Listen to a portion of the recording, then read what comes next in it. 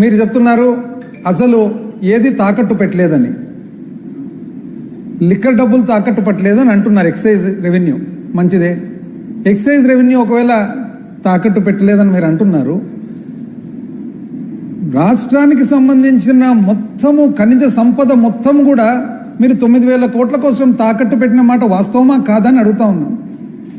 APMDC ఖనిజాభివృద్ధి సంస్థకు 300 చిల్లర mining లీజులన్నీ అప్పచెప్పి ఆ 300 చిల్లర మైనింగ్ లీజులు శాశ్వతంగా, అంటే ఈ అప్పు ఎంతసేపు ఉంటుందో అంతసేపు దాంట్లో వచ్చిన ఆదాయం అంతా తాకట్టు పెట్టి, ఇదే కాకుండా మొట్టమొదటిసారిగా చరిత్రలో ఎప్పుడు లేని విధంగా అసలు రాష్ట్ర ఖజానాకే మీరు